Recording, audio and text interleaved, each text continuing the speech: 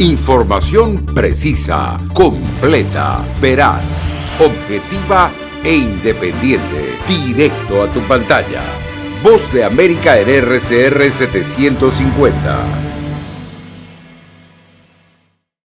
Una investigación sobre la situación socioambiental en el país presentada por el Observatorio de Ecología Política de Venezuela evidencia que la degradación ambiental avanza de manera sistemática como consecuencia de las políticas gubernamentales. Al presentar los hallazgos, el antropólogo Francisco Velázquez resaltó que durante el 2021, año en el que como consecuencia del colapso de la industria documentaron unos 73 derrames petroleros, el gobierno del presidente Nicolás Maduro continuó consolidando instrumentos de orden legal que favorecen las actividades extractivas con pocos controles. Observamos también con preocupación el avance de las lógicas de despojo, de explotación de la naturaleza y los territorios, los cuales son llevados por entramados de corrupción de diversos grupos armados que se coaligan con sectores del Estado. Al respecto, la socióloga e investigadora del observatorio, Elsa Rodríguez, advirtió que junto a la instrumentalización de leyes que propician la expansión de la minería, el discurso gubernamental ha ocasionado la explotación intensiva de minerales en distintos estados de Venezuela, incluyendo parques nacionales. Hay contaminación de mercurio en diversas cuencas hidrográficas del país, por ende hay presencia también de mercurio por bioacumulación en distintas comunidades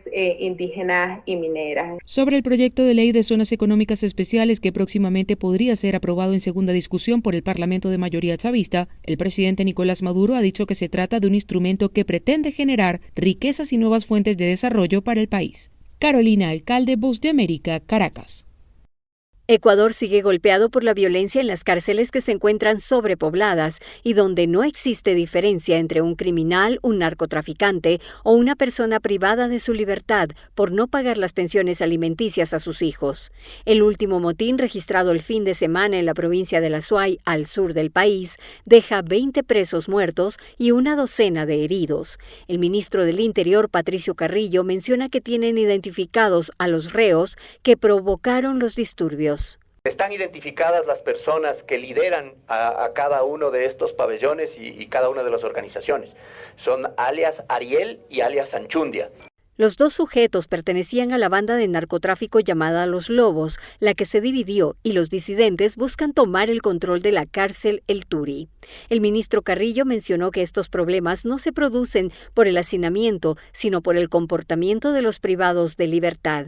Ahora hay una comisión pacificadora con representación de la sociedad civil, académicos, derechos humanos, iglesia y apoyo internacional que está trabajando desde hace 4 meses y tuvo sus primeros resultados, pues evitó que el número de víctimas fuera mayor, según remarcó el ministro Carrillo. Estimo que están haciendo un gran trabajo y terminarán la tarea, pero también debo reconocer que esta comisión pacificadora ha logrado al menos que en estos amotinamientos no todo el mundo se involucre. Muchas de las personas que no estaban participando, ellos mismos prefirieron no salir de las celdas. El ministro Carrillo recomienda que los cabecillas de estos amotinamientos deben tener un régimen disciplinario diferente y que se inicie un censo de privados de libertad para atender el pedido de la Comisión Interamericana de los Derechos Humanos que pide garantizar la seguridad de los contraventores. Los familiares siguen preocupados por quienes se encuentran dentro de este lugar y temen por sus vidas. Giselle Jacome, Voz de América, Quito. Costa Rica tiene un nuevo presidente que asumirá funciones el 8 de mayo de 2022 hasta 2026. El mandatario electo Rodrigo Chávez ya se refirió a la postura pacífica y diplomática que, según afirmó, tendrá su gobierno con la administración del presidente Daniel Ortega, señalado por miembros de la comunidad internacional de sostener una dictadura en el país y cometer crímenes de lesa humanidad. Pese a esas iniciales declaraciones, analistas nicaragüenses, como el ex embajador de Nicaragua en la Unión Europea y Venezuela, Roger Guevara Mena, sostienen que Costa Rica no cambiará su postura respecto al gobierno sandinista. Costa Rica va a seguir la sintonía de los Estados Unidos. Costa Rica va a hacer lo que Estados Unidos le diga con respecto a Nicaragua. Estados Unidos le dice que hay que acercarse, ellos se van a acercar. Si Estados Unidos le dice que hay que retirarse, se van a retirar. El gobierno saliente de Carlos Alvarado ha mantenido frías relaciones con el presidente Daniel Ortega. De hecho, desde junio de 2018, Costa Rica no había enviado embajador a Nicaragua hasta marzo de 2021, cuando se oficializó el envío de una diplomática, según informaron entonces en una nota de prensa, pero la decisión cambió nuevamente cuando el gobierno costarricense pausó el envío de su representante. El defensor de derechos humanos Gonzalo Carrión, quien se encuentra refugiado en Costa Rica, dijo a La Voz de América que confía en la institucionalidad democrática de este país. Y en la continuación de una política coherente de Estado, de esa tradición costarricense, de respeto a los derechos humanos, que ha sido una tradición de Costa Rica. El presidente Chávez, por su parte, dijo textualmente que el interés de los costarricenses es tener una relación pacífica con todas las naciones del mundo, una relación de intercambio, prosperidad, a través del comercio con todas las naciones del mundo, mientras los nicaragüenses en el exilio pidieron antes de la segunda vuelta electoral a los dos candidatos que mantengan suspendidas las relaciones con Managua. Daliana Ocaña, Voz de América, Nicaragua. Osman Víquez, un simpatizante del presidente electo de Costa Rica, Rodrigo Chávez, se puso a barrer una calle de San José y dice que su acción es simbólica y que representa el triunfo del Partido Progreso Social Democrático sobre la clase política tradicional. La escoba representa que barremos la corrupción. Estamos cansados de que los gobiernos anteriores estén saqueando el país. El Tribunal Supremo de Elecciones anunció como ganador al candidato de centroderecha Rodrigo Chávez, quien obtuvo el 52% de votos, frente al candidato de centro José María Figueres, quien obtuvo el 47%. Figueres reconoció su derrota y Chávez aprovechó su primer discurso para prometer que la economía mejorará y que logrará reducir la desigualdad. Yo me he comprometido y me empeñaré en impulsar profundos y positivos cambios en la forma de gobernar Costa Rica. La abstención fue la más grande de la historia moderna, al alcanzar un 43%, pero varios ciudadanos como Luis Carlos Celedón, que votaron por Chávez, creen que está capacitado para gobernar el país centroamericano, pues tiene un doctorado en economía. Es una persona de trayectoria, una persona que sabe de finanzas públicas, que ha estudiado el país. Chávez es nuevo en política, pero muchos costarricenses como Marlon Segura destacan que tiene mucha capacidad. Es también un rompimiento importante, me parece, de la política tradicional, que era lo que representaba don José María Figueres. El presidente saliente Carlos Alvarado fue el primero en felicitar a su sucesor, a quien le pidió trabajar una transición ordenada. Rodrigo Chávez asumirá su mandato el 8 de mayo y gobernará hasta el año 2026. Donaldo Hernández, Voz de América, Costa Rica. El presidente Joe Biden reconoció la importancia del transporte terrestre en el país a través de los camiones de transporte pesado y anunció una serie de medidas que apoyen el trabajo de los camioneros e incentivos para que se mantengan en el trabajo, y puntualizó las dificultades que aún enfrenta el país a raíz de la interrupción y rezago de las cadenas de suministro. Los mismos productos se han ralentizado por la interrupción de la cadena de suministro. La demanda de la cadena era alta y la oferta se interrumpió, por lo que la receta para precios más altos está dada. Eso es exactamente lo que vimos no solo aquí, sino en todo el mundo. Sabíamos que necesitábamos todas las herramientas a nuestra disposición para abordar el problema, y la mejor manera de hacerlo era invertir en personas que hacen que la cadena de suministro funcione. Los camiones mueven alrededor del 70% de todos los bienes en este país. Al evento realizado en los jardines de la Casa Blanca el lunes, asistieron representantes del sector de los camioneros y el secretario de Transporte de los Estados Unidos, Pete Buttigieg, y juntos resaltaron la importancia de este gremio en el desarrollo económico del país y su impacto en las cadenas de suministro, algo que ha hecho que los estadounidenses deban pagar más por sus bienes y servicios recientemente. Dentro de las medidas anunciadas por el presidente Biden, se anunció una partida presupuestal por $57 millones para ayudar a los estados a emitir en un menor tiempo las licencias de conducción necesarias para manejar este tipo de vehículos, además de algunos programas que permitan a los aspirantes a tener un ingreso económico mientras se forman como conductores profesionales. El secretario de Transporte, Pete Buttigieg, remarcó: esto se ajusta a las prioridades centrales que el presidente ha establecido para abordar interrupciones de la cadena de suministros, para reducir los costos para las familias y lograr que los trabajadores reciban el pago y el respeto que merecen. En los últimos 2 años, todos hemos estado usando términos como cadena de suministros y trabajo esencial más de lo que solíamos. De hecho, no hay nada nuevo acerca de cuánto cuenta Estados Unidos con los camioneros, pero se ha vuelto más urgente que nunca, agregó. El gobierno además anunció recientemente los planes de trabajo conjuntos con importantes empresas como Pepsi, UPS y Domino's Pizza para la formación y desarrollo de nuevos profesionales del transporte. Héctor Contreras, Voz de América, Washington.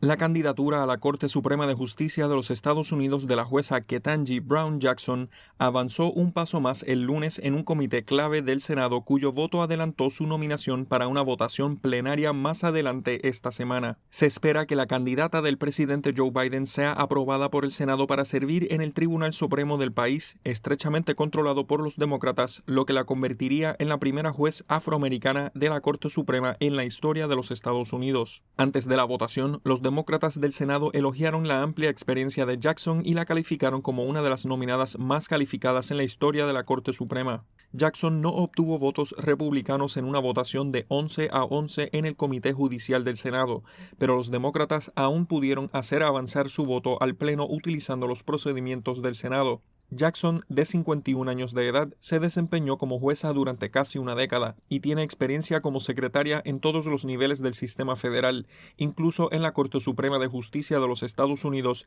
trabajando con Stephen Breyer, precisamente el juez a quien está nominada para reemplazar. Se espera que el Senado comience el debate y realice una votación final sobre su nominación antes de partir hacia el receso de vacaciones de Semana Santa a finales de esta semana. John F. Burnett, Voz de América, Washington.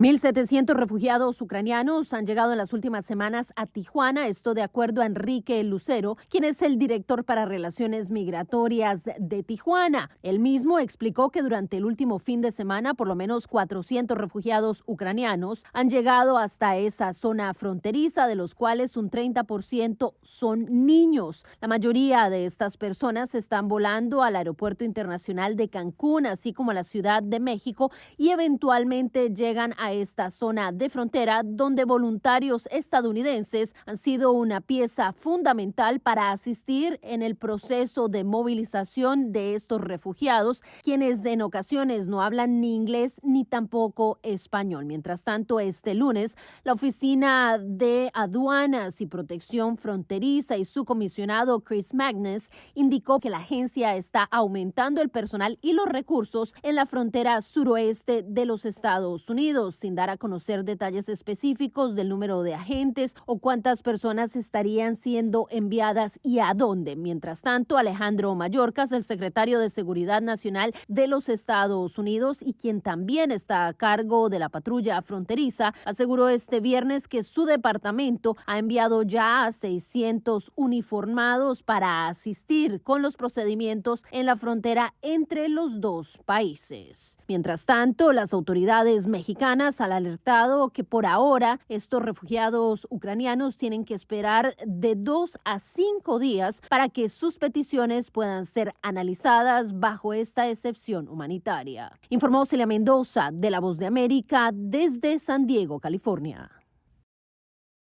La primera ministra ucraniana Irina Vereshchuk informó hoy que 7 corredores humanitarios estarán abiertos incluso desde la sitiada ciudad portuaria de Mariupol y también Verdiansk, controladas por Rusia. La información fue divulgada a través de la aplicación de mensajería Telegram y dijo que los residentes de esas dos ciudades podrán partir hacia Zaporizhia en su propio transporte. También se abrirán corredores desde la ciudad de Tokmak en la región de Zaporizhia y otras ciudades en la región de Luhansk. Vereshchuk dijo en la misma publicación que las tropas rusas no permiten que nadie entre a Mariupol y que los rusos bloquearon a los representantes del Comité Internacional de la Cruz Roja en el asentamiento de Manhusk, al oeste de Mariupol, e informó que después de las negociaciones, los representantes de la Cruz Roja fueron liberados por la noche y enviados a Zaporizhia. No quedó claro de inmediato a partir de la declaración de Vereshchuk si Rusia acordó detener los combates a lo largo de los corredores anunciados. Algunos de los esfuerzos ucranianos para evacuar a los civiles a través de estos corredores habían fracasado anteriormente, ya que los combates continuaban incluso a pesar de los acuerdos con Rusia.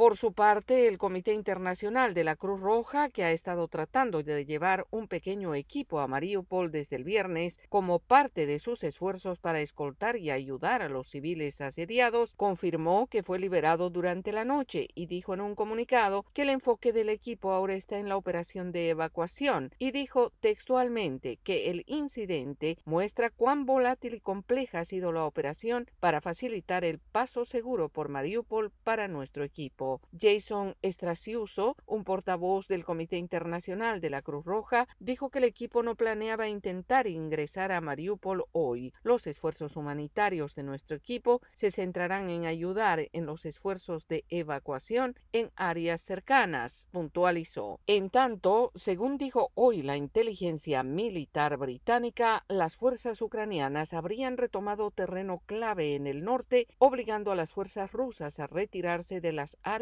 alrededor de la ciudad de Chernihiv y el norte de la capital, Kiev. Es probable que continúen los combates de bajo nivel en algunas de las áreas recuperadas, pero se reducirán esta semana a medida que el resto de las fuerzas rusas se retiren, dijo el Ministerio de Defensa británico en un boletín regular en Twitter. Yoconda Tapia, Voz de América, Washington.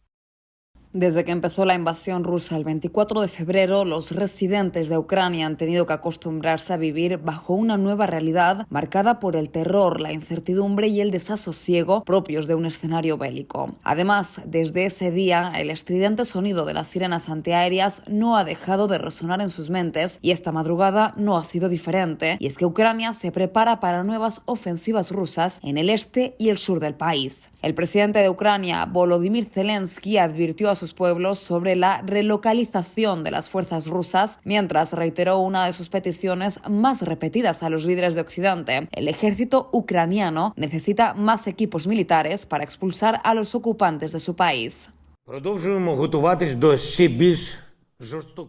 Seguimos preparándonos para una actividad aún más brutal de los ocupantes en las direcciones este y sur. Sabemos lo que están haciendo en Donbass, sabemos lo que van a hacer cerca de Kharkiv. En algunas otras partes del país, Rusia concentra una cantidad significativa de militares y equipos allí, y esta actividad demuestra que las sanciones impuestas contra Rusia no son suficientes.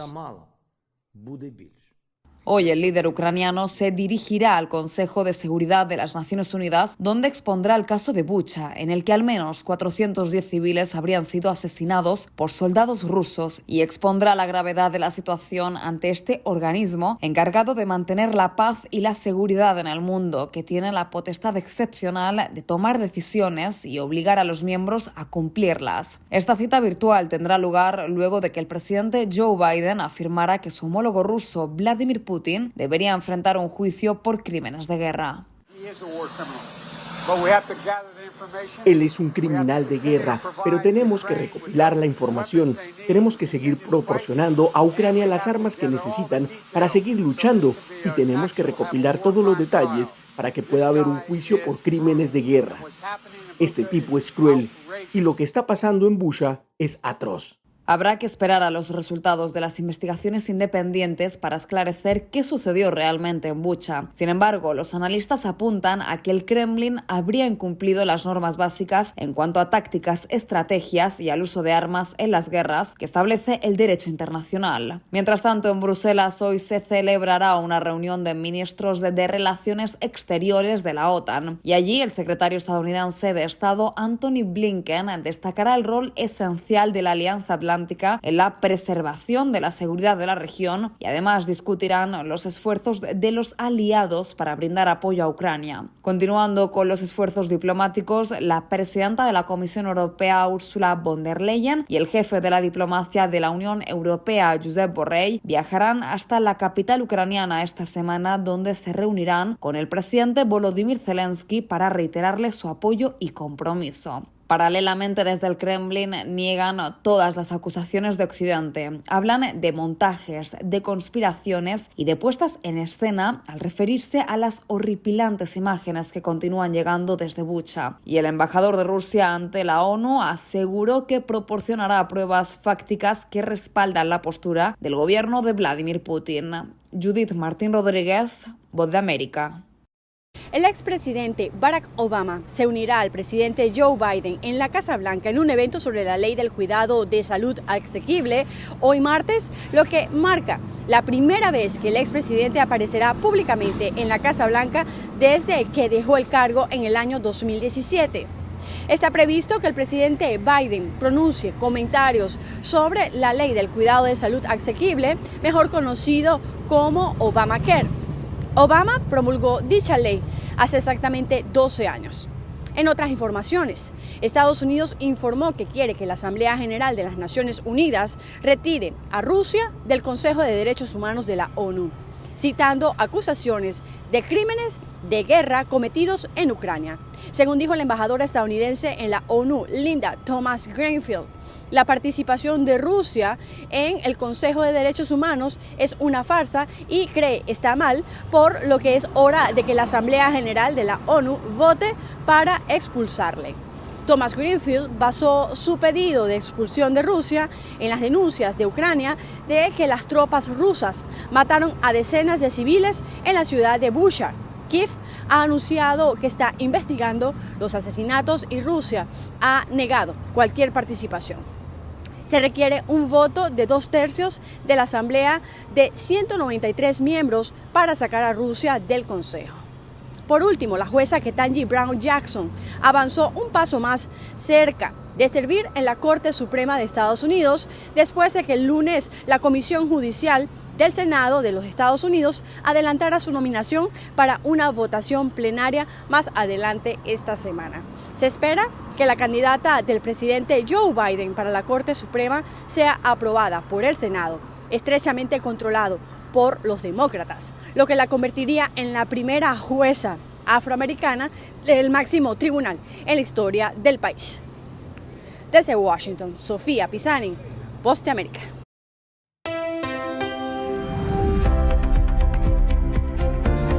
Cordiales saludos a nuestra audiencia desde Washington, soy John F. Burnett y hoy en Conversando con la Voz de América abordamos el tema de los millones de barriles de petróleo que la administración del presidente Joe Biden liberará al mercado estadounidense para intentar controlar los precios de la gasolina. Pablo Guerrero, director de trading de Nexolub, empresa dedicada al comercio internacional de derivados del petróleo y químicos con sede en Barcelona, nos da su perspectiva de esta histórica acción. La gasolina viene del petróleo, ¿no? Del crudo, ¿no?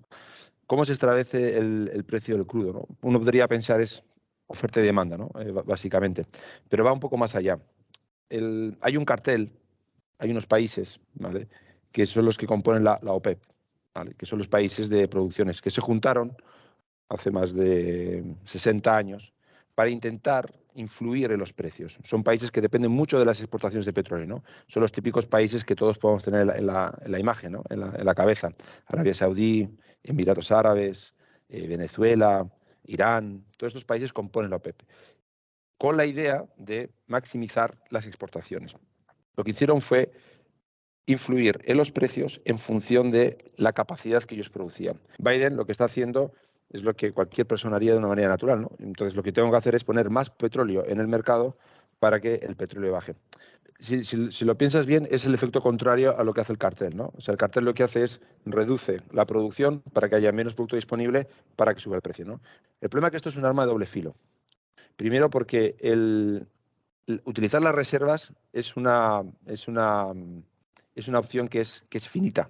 Las reservas que tú tienes no las puedes agotar, ¿vale? Por lo tanto, es limitada en el tiempo. Y esto, digamos que los traders, los consumidores lo saben. El petróleo es un mercado de futuros. Si tú sabes que solo podrás surtir el mercado en 1 millón de barriles, que es una cantidad muy significativa, pero durante un tiempo corto, porque no puedes asumir quedarte sin reservas, al final el mercado sabe que la corrección se va a hacer, ¿no? Cuando tú esperas que el precio del petróleo vaya a bajar en un mes, y tú sabes que va a recuperar el mes siguiente, al final la variación no es tan grande. Y esto es muy claro. Tú vas a los precios del barril de Texas en Estados Unidos, que es la cotización que se utiliza, o el barril del Brent, que se utilizamos en Europa, y el anuncio no ha dado realmente unos efectos como se esperaban. Incluso el Reino Unido se está uniendo a liberar parte de sus reservas, ¿no? Otros países de Europa se están uniendo. Japón también está diciendo de unirse. Pero la realidad es que las reservas deberían ser solamente en un caso de un shock real de oferta. Porque lo que puede pasar ahora en un mercado tan tan variante, podríamos decir, o tan volátil que estamos viviendo, es que realmente tengamos un problema de capacidad de oferta de productos, no solo de petróleo, pero también de gasolina. Ahora estamos viendo en tiempos que no sabemos qué va a pasar dentro de un mes, ¿no? En Europa ha dejado de importar prácticamente el 40% del diésel, que es el principal combustible que utilizamos para el transporte de mercancías, para los camiones, pero también para la mayoría de los automóviles. Si nosotros liberamos las reservas que tenemos de petróleo y nos encontramos que no tenemos diésel para importar, porque no estamos trabajando ya más con Rusia por la invasión de Ucrania, puede ser que dentro de un mes tengamos un problema. Por lo tanto, las reservas, liberar reservas, sí, puede tener puede ser un efecto de choque, que puede tener un efecto muy rápido, pero de la misma manera que viene se va. Es demasiado, para mi punto de vista, corre mucho más riesgos sacando las reservas, porque no te vas a tener reservas para poder actuar cuando realmente las necesites, que tal y como están las cosas, puede ser cualquier día. ¿Hay algún otro mecanismo para controlar los precios, aparte del cartel imponiendo su precio? Claro, a ver, cuando hablamos de controlar los precios, el mercado, como quien dice, siempre se abre paso, ¿no? Al final, no le podemos, aquí en España decimos, no le podemos poner puertas al campo, no lo vas a cerrar. ¿Cómo vas a controlar el precio cuando hay una demanda desbordada? Ahora mismo, tanto Europa como Estados Unidos vamos a entrar en la época estival. La gente se va de vacaciones, es cuando se mueve, cuando vamos a tomar aviones. El consumo viene ahora. Hay un consumo muy fuerte, lógicamente, para Europa durante el invierno, porque hay un consumo más alto de gas. Pero la realidad es que el consumo alto de energía o energético es en el verano, porque es cuando la gente va a viajar, va al auto, toma los aviones. Era Pablo Guerrero, director de trading de Nexolub, firma exportadora de bases de lubricantes en España, y su análisis sobre los actuales precios del petróleo.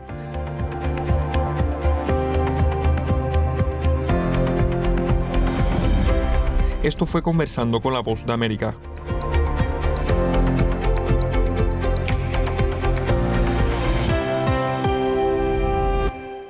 Información precisa, completa, veraz, objetiva e independiente. Directo a tu pantalla. Voz de América en RCR 750.